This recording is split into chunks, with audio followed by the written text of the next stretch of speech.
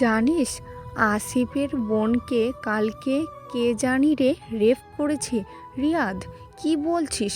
আসিফের বোন আরভিয়া না? মিলন: হ্যাঁ রিয়াদ, আমাদের হিরো সাহেব কি জানে? কারণ সিহাব তো আরভিয়াকে পাগলের মতো ভালোবাসে। মিলন: কি জানি, চল গিয়ে দেখি ও জানে কি না। কিরে সিহাব, কি খবর তোর? সিহাব: এই তো আছি। মিলন: আরেভিয়ার কথা শুনছিস? সিহাব: মিলন: খুব খারাপ হলো মেয়েটার সাথে। সিহাব: রিয়াদ: কী রে করছিস কেন? আরেভিয়া না তুই কে ভালোবাসিস? ভালোবাসা শেষ তোদের? সিহাব: ধুর, কি যে বলস একটারে পিস্ট মাইয়ারে কি আমি বিয়া করুম নাকি? যাহ, ছিল সব শেষ। ইউজ করা জিনিস সিহাব ইউজ করে না। মিলন: কি বলো সেগুলো? মেয়েটার তো দোষ ছিল না। সিহাব: তোর দরদ লাগলে তুই গিয়া বিয়া কর। মিলন: যাই বলস, ওর এই সময় তোকে ওর সাথে থাকা উচিত ছিল। সিহাব: তোরা যা ওর কাছে, ভাগ্য ভালো বিয়ের আগেই রেপ হইছে। আচ্ছা তোরা থাক, আমি আসি, আমার ওর ব্যাপারে কথা সহ্য হয় না। বাই। মিলন: সিহাব: কেমন তাই না? মেয়েটার বিপদে ওর রিয়েল ফেস দেখিয়ে দিলি। যখন মেয়েটা ফার্স্ট দিন কলেজে আসছিল ওই দিন থেকে ওর জন্য পাগল হয়ে গেছিল। রিয়াদ: থাক বাদ দে, চল আমরা চলে দেখি। আসি আসি, আর ঘটনাটা কি শুনে আসি। কিরে আরিফ, তোর বোনের এখন কি অবস্থা? কে এই অবস্থাটা করেছে ধরতে পারছস? আরিফ: আরিফিয়া এখন একটু ভালো, কারো ব্যাপারে কিছু বলেনি, অনেক ভয়ে আছে তো এখনও। মিলন: ওকে, তোরা সাপোর্ট করিস। এখানে তো আর জীবন শেষ হয়ে যাবে না। আর কান্নাকাটি করিস না, আন্টি আঙ্কেলকে বুঝাইস। পুলিশ বের হইছে, চল জিজ্ঞাসা করি। রিয়াদ: কি বলল আরেভিয়া? পুলিশ: উনি কারোর কথা স্বীকার করছে না, কারো কথা বলছে না, আর পরে আবার আসবো, এখন ওনাকে রেস্ট করতে দিন। কি রে আরেভিয়া, তোর এই অবস্থা কে করেছে? কিছু জানিস? তাহলে পুলিশকে বলবি না কেন? আখি আরেভিয়ার ফ্রেন্ড। আরেভিয়া দুস্থ, আমি যা হয়েছে তার জন্য ফ্যামিলিকে আর বিপদে ফেলতে চাই না। এমনই সবার মাথা কাটা গেছে আমার জন্য। আখি, আমাকে তো বল কে করেছে এমন কাজ? আরেভিয়া মাথা নিচু করে আছে। আখি: আচ্ছা পরে শোনাবো, তুই আগে নিজেকে সামলা। আরেভিয়া: আখি তুই আমার সাথে থাক প্লিজ, আমার একা ভয় লাগে। আখি: আমি আছি দোস্ত, তুই ভয় পাস না। আরেভিয়া: সিহাব কই রে? ও কি আসেনি আমাকে দেখতে? আখি: মিলন ভাই ওদের কাছে শুনলাম সিহাব নাকি অনেক বাজে কথা বলেছে তোকে, আর তোর মুখও দেখতে চায় না। আরভিয়া: আজকে আমি ধর্ষিতা বলে? আখি: বাদ দে দোস্ত, ছেলেরা এমনই। পর পর 6টা দিন চলে গেল, এখন আমি সুস্থ। সিহাব কেন এমন করলো? ওর সব বিপদকে তো আমি নিজের করে নিয়েছিলাম। আজকে ও আমাকে এভাবে কথা শোনায় চলে গেল, একটা বারও দেখতে আসলো না। ছাদে বইসা বইসা ভাবছি, পাশের বাসার ছাদে একটা ছেলে তাকিয়ে আছে। এখন ছেলেদের দেখলেই ভয় করে অনেক। আমি নেমে গেলাম, রুমে গিয়ে শুইলাম। মা: কী রে আরভিয়া, অনেক দিন তো হলো, এখন পড়াশোনাটা শুরু করে দে। মা, আমি আর পড়াশোনা করব না, বাহিরে গেলে সবাই নানান কথা শোনাবে। মা এই কথাটা শুনে কান্না করে রুম থেকে চলে গেল। বুঝলাম মা অনেক কষ্ট পাইছে। ধুর ছাই, কিছুই ভালো লাগে না। কি থেকে কি হয়ে গেল। ওই দিন ওই কলে যদি আমি ওইখানে না যাইতাম তাহলে এত কিছু হইতো না। আচ্ছা, সবাই আমাকে ধর্ষিতা বলতাছে, কিন্তু কেউ তো জানে না ওই দিন আসলে কি হয়েছিল। আর ওই দিন আমি কার কোলে পড়ে গেছিলাম, কে হাসপাতালে নিয়ে গেছিল তাকেও তো দেখলাম না। সবার কথা শুনতে আর ভালো লাগে না। এটা ভাবতে ভাবতে ছাদে গেলাম। পাশের বাসার এক পিচ্চি মেয়ে ইশারা দিচ্ছে, এখানে আসো। আমি গেলাম, পিচ্চি, কি হয়েছে সুন্দর আপু, তুমি কান্না করছো কেন? আমি আল্লাহ, চোখ থেকে কখনো পানি বের হলো বুঝলাম ই না। আরে না, কান্না করি না, চোখে ময়লা গেছে। তোমার নাম কি বেবি? পিচ্চি, আমার নামে মৌ। আমি, বাহ, খুব মিষ্টি নাম। কোথায় থাকো তুমি?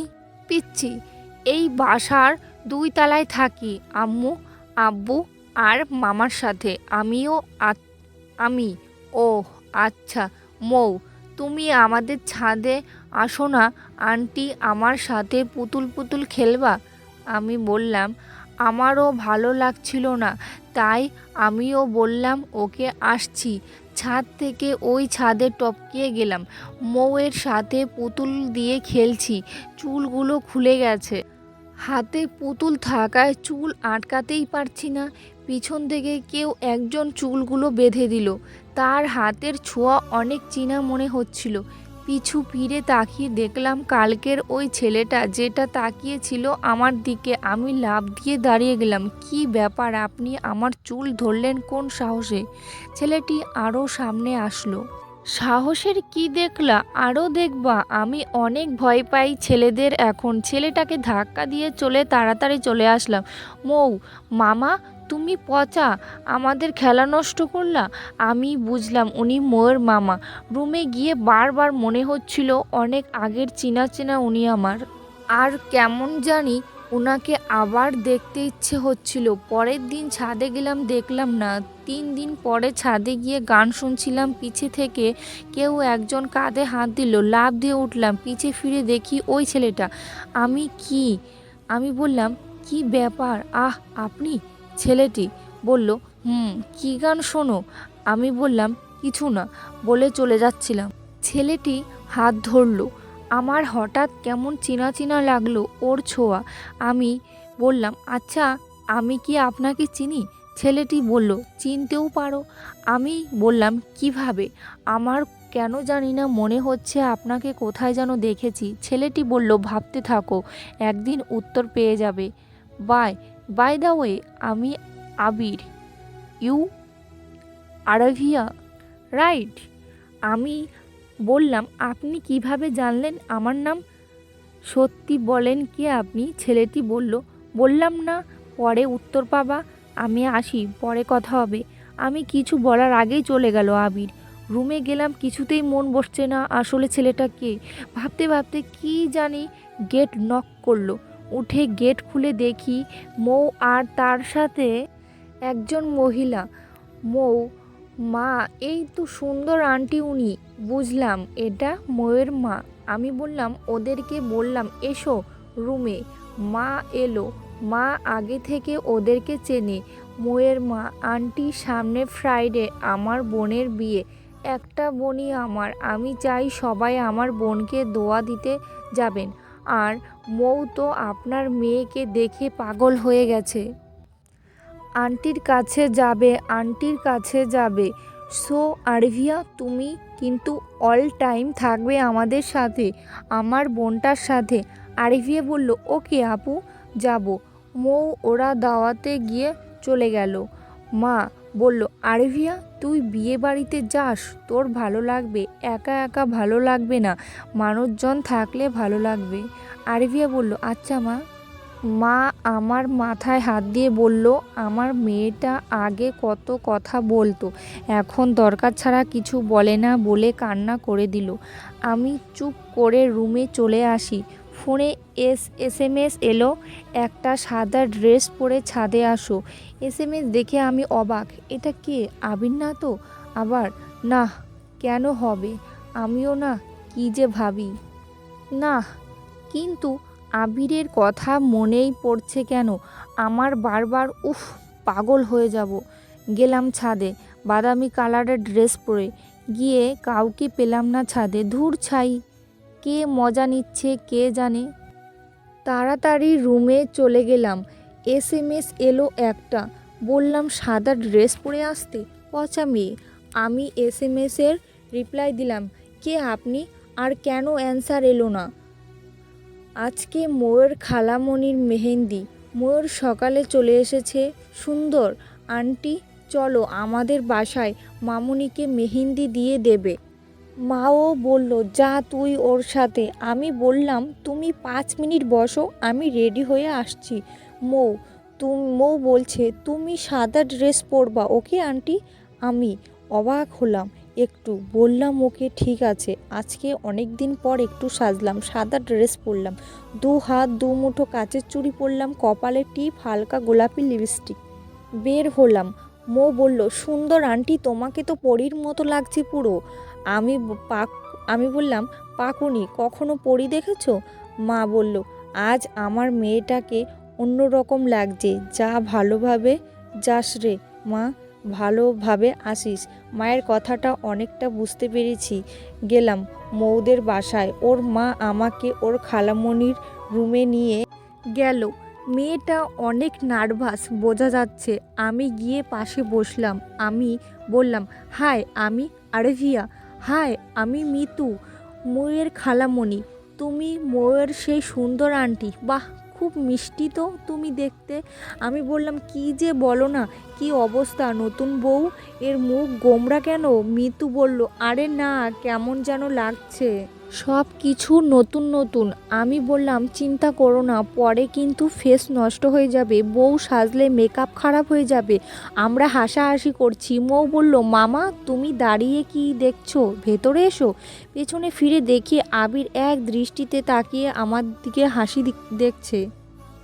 আমি একটু লজ্জা পেলাম। আবির রুমে এসে মিতুকে বলল, মিতু তোকে আপা ডাকছে, যা শুনে আয়। মিতু চলে গেল। সাথে বউ খালামণি বলতে বলতে ওর পেছনে চলে গেল। আমিও রুম থেকে বের হয়ে যাব।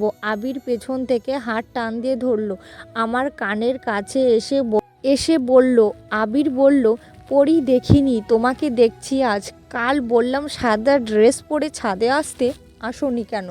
বাধ্য হয়ে আজ মৌকে দিয়ে বলিয়ে পড়ালাম। আমি পেছনে ফিরে আবিরকে ধাক্কা দিয়ে বললাম, কি ব্যাপার, এত কাছে আসছেন কেন? আপনি কে? আমাকে কোন ড্রেসে কেমন লাগবে এগুলো বলার? খবরদার আমার আশেপাশেও আর আসবেন না। আপনারা ছেলেরা সুযোগ পেলেই হয়েছে। আবির বলল, ব্যাস ব্যাস, কোন ছেলে কি করলো, কেমন করলো, কেন করলো, এটা আমার দেখার বিষয় না। আমি তোমাকে বিয়ে করছি নেক্সট মাসে, এটা মাথায় রেখো। এই বলে আমার এক হাতে পিছে নিয়ে কপালে চুমু দিয়ে চলে গেল। আমি একদম নির্বাক হয়ে তাকিয়ে আছি। চুপচাপ, সব ছেলেরাই এক সুযোগ পেলে মেয়েদেরকে ছুঁয়ে যাবেই। আবিরও আমাকে ছুঁয়ে গেল। সিহাব আমাকে বিয়ে করার কত ওয়াদা করলো, এখন একটা কল দূরে থাক, মেসেজও দেয় না। আবির জানলে আমার সত্যি কাহিনী, ওর বিয়ের ভূত চলে যাবে। শরীরটা শিউরে উঠল। মৌ বলল, আন্টি আন্টি কি হয়েছে, চলো বাহিরে, মামুনিকে মেহেন্দি দিয়ে দেবে। আমি চোখ মুছে বাহিরে গেলাম। মন কি বলছে জানি না, চোখ দুটি আবিরকে খুঁজছে। মেহেন্দি দিয়ে আমি বাসায় গিয়ে পানি ছেড়ে দিয়ে অনেকক্ষণ কান্না করলাম। রুমে এসে দেখি ওই নাম্বারে 3টে SMS। বাসায় গিয়েছো? গেট অবধি দিয়ে গেলাম, এখন ফ্রেশ হও। কি ব্যাপার, ঘুমিয়ে গেলে? রুমের লাইট তো জ্বালানো।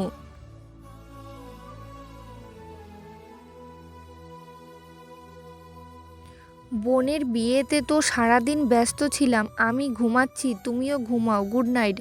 আমি কি বলবো কিছুই বুঝতে পারছিলাম না।